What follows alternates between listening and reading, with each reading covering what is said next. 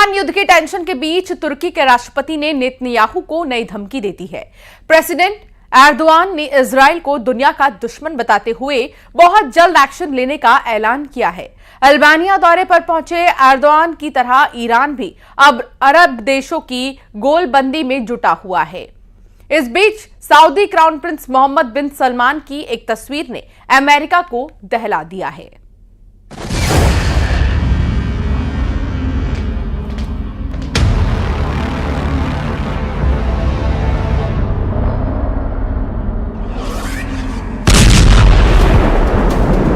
Lebanon की तरफ से हिजबुल्लाह द्वारा दागे गए मिसाइल और रॉकेट लगातार इजराइल को परेशान कर रहे हैं। कुछ ऐसे मिसाइल या रॉकेट होते हैं जिनको हम जाने देते हैं, उन पर अपने संसाधन को खर्च नहीं करते। कई सारी कब्रें यहाँ पर देखिए तबाह हो गई हैं।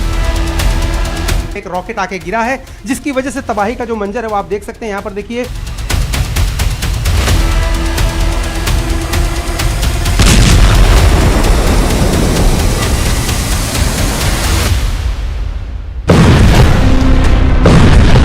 जैसे बम के धमाकों के साथ बेरूत की तस्वीर बदल रही है, जैसे जैसे रॉकेट की बौछार से तेल अवीव की शक्ल बदल रही है, उतनी ही तेजी से खाड़ी में खेमे बदल रहे हैं। इजराइल के खिलाफ मोस्ट पावरफुल ग्रुप बन रहा है। इस ग्रुप में होड़ ये लगी है कि जल्द से जल्द ईरान से दोस्ती की जाए और इजराइल के साथ अमेरिका को हद में लाया जाए। कई तस्वीरें हैं जिन्होंने अमेरिका और इजराइल की टेंशन बढ़ा दी है।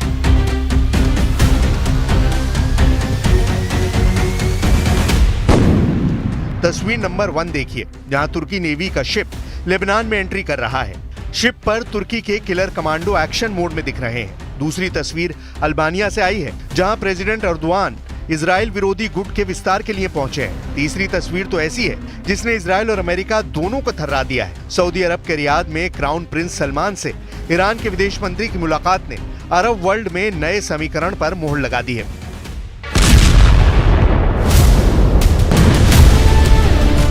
वॉर जोन में दिख रहे बारूदी तहलके से ज्यादा तपिश इन तस्वीरों में है। तेहरान में जल रहे इजराइल और अमेरिका के झंडे क्या कह रहे हैं? क्या ईरान ने सऊदी अरब को साथ लिया है? क्या खाड़ी के सभी पावरफुल नेशन पर खामेनेई की अपील असर कर गई है? सऊदी क्राउन प्रिंस मोहम्मद बिन सलमान और ईरान के विदेश मंत्री अब्बास अराक्ची की मीटिंग में युद्ध तनाव पर चर्चा हुई है। प्रिंस सलमान ने ईरान के विदेश मंत्री से वॉर टेंशन कम करने का वादा भी किया है।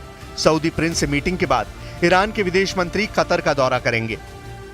खाड़ी में अमेरिका के सबसे करीबी दो मुल्क सऊदी अरब और कतर को माना जाता है। अगर ये दोनों देश ईरान के खेमे में गए तो इजराइल का बचना मुश्किल होगा। वजह यह भी है कि तुर्की जैसा ताकतवर देश अरब वर्ल्ड में फूट डालकर खुद को खलीफा साबित करने में लगा है। İsrail mezalimi görüşmemizin öncelikli gündem maddeleri arasında yer aldı. Netanyahu hükümetinin bölgesel kapsamının ötesinde artık küresel düzeni tehdit eder hale gelen saldırganlıkları hakkındaki görüşlerimizi paylaştık.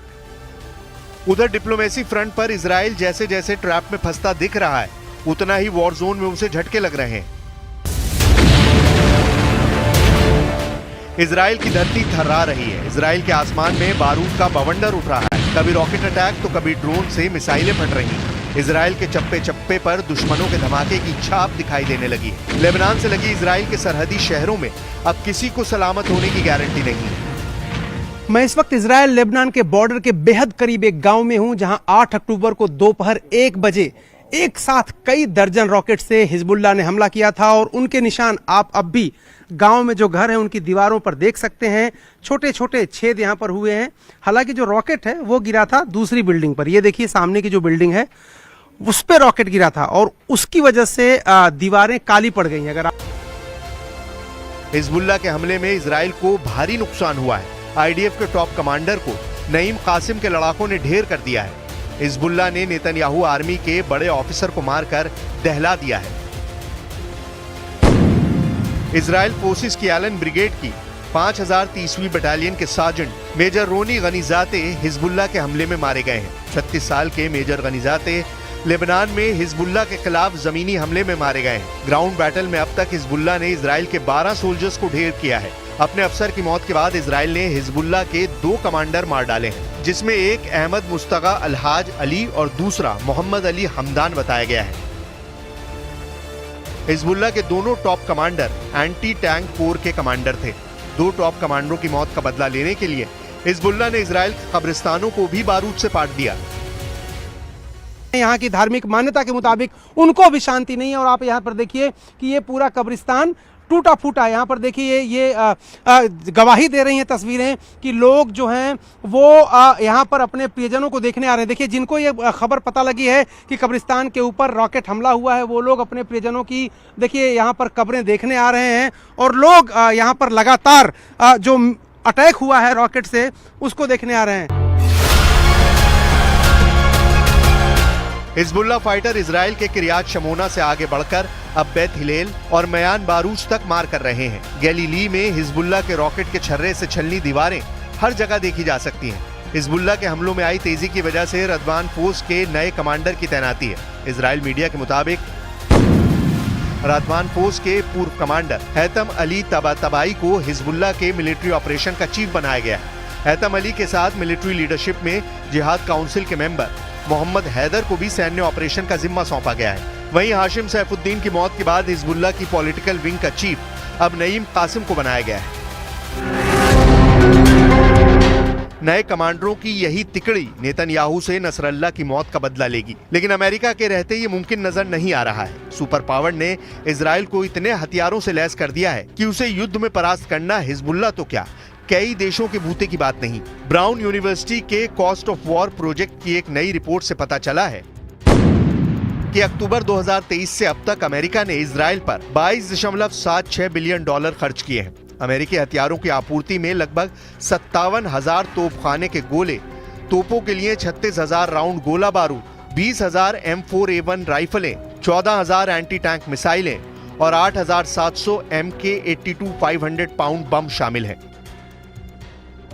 Israel के लड़ाकू जेट हों या फिर डिफेंस सिस्टम, सब के सब सुपर पावर के budget से चल रहे हैं।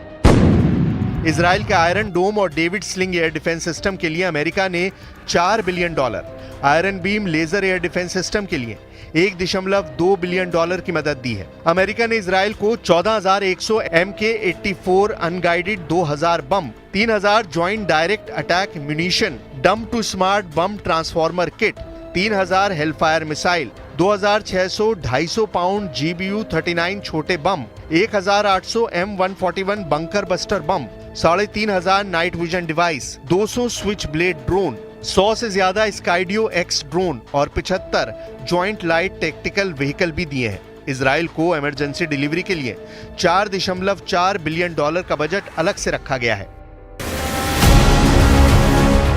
यानी पूरी दुनिया एक तरफ और इजराइल एक तरफ। अमेरिका इजराइल के साथ युद्ध में है, हर तरफ से है, चाहे हथियार हो, चाहे बाहुबल हो, चाहे एटम बम हो। इजराइल को जिसकी जरूरत होगी सुपर पावर वो देगा, लेकिन युद्ध में कभी भी इजराइल को झुकने नहीं देगा।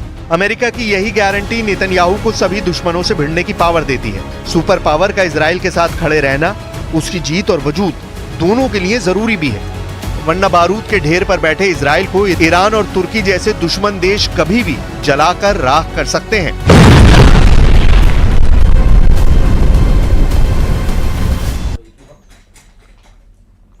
ईरान ने 1 अक्टूबर को इजराइल पर 200 मिसाइलों से हमले करके सभी को चौंका दिया था। तब से दुनिया भर के वॉर एक्सपर्ट्स ये देखने को बेचैन हैं कि इजराइल ईरान से बदला कैसे लेता है। अब लगभग 9 दिन बाद इजराइल ने ऐसा दावा किया है जो ईरान के ताबूत में आखिरी कील साबित हो सकती है। ईरान पर इजराइल बहुत बड़ा हमला करने जा रहा है और उसकी तैयारी पूरी हो चुकी है।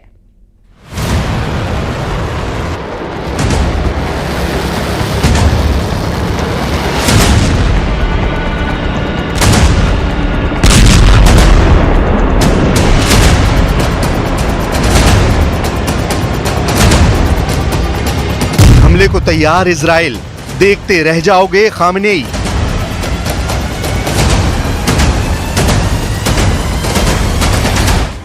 एक अक्टूबर 2024 को भले ही ईरान ने इजराइल पर 200 बैलिस्टिक मिसाइलें दागकर दुनिया को चौंका दिया हो, लेकिन अब ईरान के मिसाइल हमले के 9 दिन बाद खबर आ रही है कि इजराइल अब ईरान का हाल हिजबुल्लाह और हमास से भी बुरा करने जा रहा है। इजराइल में पिछले 9 दिनों से एक ऐसे हमले की खौफनाक और भयानक तैयारी चल रही है जिसके बारे में शायद ईरान को पक्के तौर पर पता नहीं है। इजराइल के प्रधानमंत्री नेतन्याहू ईरान पर हमला करने को लेकर अमेरिकी राष्ट्रपति बाइडेन से 50 मिनट तक बातचीत कर चुके हैं। इधर इजराइल के रक्षा मंत्री योआव गैलेंट ने ईरान पर हमले का ऐसा इशारा किया है जिसने पूरे मिडिल ईस्ट में हड़कंप मचा कर रख दिया है। दावा किया जा रहा है कि इजराइल के इस हमले की भनक मिलने के बाद से ईरान के सुप्रीम लीडर अली खामनेई की रातों की नींद उड़ गई है। जरा देखिए इजराइल के रक्षा मंत्री योआव गैलेंट ने क्या कहा है।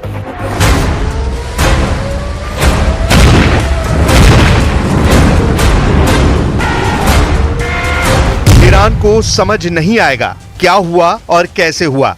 योआव गैलेंट ने कहा कि ईरान पर इजराइल का हमला घातक और सटीक होगा और इस हमले की ईरान को भनक तक नहीं होगी। ईरान को समझ नहीं आएगा कि क्या हुआ और कैसे हुआ।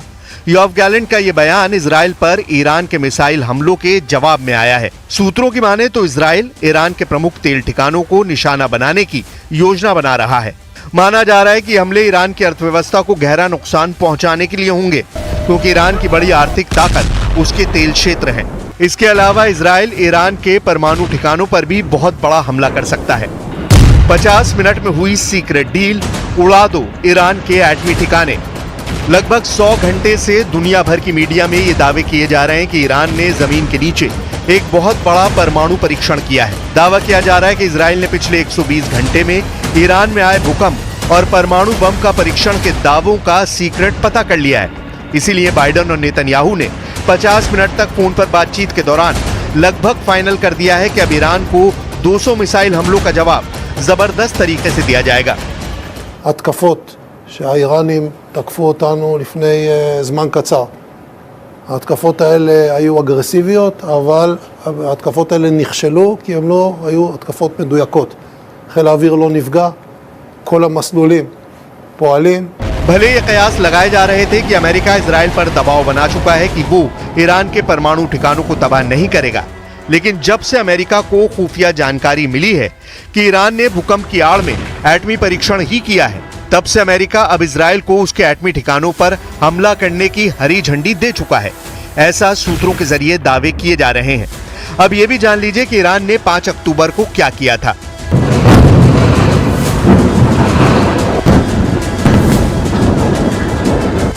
इजराइल के साथ बढ़ते संघर्ष के बीच 5 अक्टूबर को ईरान के सिमनान प्रांत में रिक्टर पैमाने पर 4.6 तीव्रता का भूकंप दर्ज किया गया। भूकंप का केंद्र कथित तौर पर सतह से लगभग 10 किलोमीटर नीचे और एक ईरानी न्यूक्लियर एनर्जी प्लांट के करीब था। ईरान के सिमनान प्रांत के कावीर रेगिस्तान में ईरान ने परमाणु परीक्षण किया है, ऐसे अब दावे किए जा रहे हैं। भूकंप के समय और परमाणु सुविधा के करीब होने के कारण इस बात की अटकलें लगाई जा रही हैं कि ईरान ने परमाणु बम का परीक्षण किया है। दावों के मुताबिक भूकंप का केंद्र सतह से लगभग 10 किलोमीटर नीचे और एक ईरानी न्यूक्लियर एनर्जी प्लांट के करीब था। भूकंप के दौरान जिस तरह की लहरें जमीन में उठती हैं, ये लहरें वैसी नहीं थी। ये लहरें वैसी थी जैसी न्यूक्लियर विस्फोट के बाद जमीन पर चलती हैं। इसीलिए दुनिया भर के रक्षा एक्सपर्ट्स और वैज्ञानिक ये दावा कर रहे हैं कि ईरान ने परमाणु परीक्षण किया है। ईरान ने इन दावों का खंडन नहीं किया है, जिसमें दावा किया जा रहा है कि ईरान ने एटम बम का टेस्ट किया है। यूनिट 9900 का वॉर प्लान, ईरान पर अदृश्य हमला।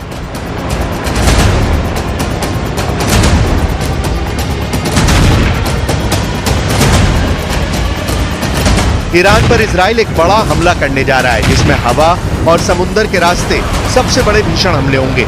1 अक्टूबर को जब ईरान ने बैलिस्टिक मिसाइलों से इजराइल पर हमला किया था, तो उस वक्त ईरान की हाइपरसोनिक मिसाइल फतेह 1 और फतेह 2 ने इजरायली सैन्य ठिकानों को काफी नुकसान पहुंचाया था। उस वक्त इजराइल का एयर डिफेंस सिस्टम आयरन डोम, एरो 2, एरो 3 और डेविड स्लिंग सभी ईरानी मिसाइलों को रोक नहीं पाए थे। लेकिन इजराइल के रक्षा मंत्री का साफ कहना है कि ईरान का मिसाइल हमला नाकाम रहा है और अब हम उन पर हमला करने जा रहे हैं। जरा देखिए इजराइल डिफेंस फोर्स की जासूसी यूनिट 9900 को लेकर रक्षा मंत्री योआव गैलेंट क्या कह रहे हैं। खबरों के मुताबिक इजराइल के रक्षा मंत्री योआव गैलेंट ने आईडीएफ की खुफिया यूनिट 9900 के कमांडर्स से बातचीत की है। दावा किया गया है कि ईरान पर जबरदस्त हमले का प्लान आईडीएफ की खुफिया यूनिट 9900 ने बनाया है। आईडीएफ की खुफिया यूनिट 9900 ने ईरान में तेल कुएं, एटमी ठिकाने, राष्ट्रपति भवन, खामनेई के घर पर हमले का प्लान बनाया है। इसके अलावा आईडीएफ की खुफिया यूनिट 9900 ने ईरान के टॉप कमांडर पर हमले का प्लान बनाया है, जिसने 200 बैलिस्टिक मिसाइलों से इजराइल पर हमले का नेतृत्व किया था।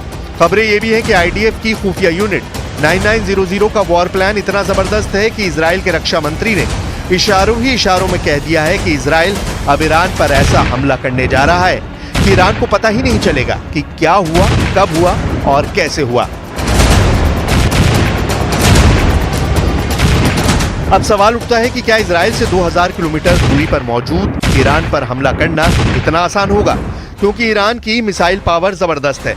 ईरान के सुप्रीम लीडर अली खामनेई भी 4 अक्टूबर को दावा कर चुके हैं कि ईरान का मिसाइल हमला शानदार रहा है।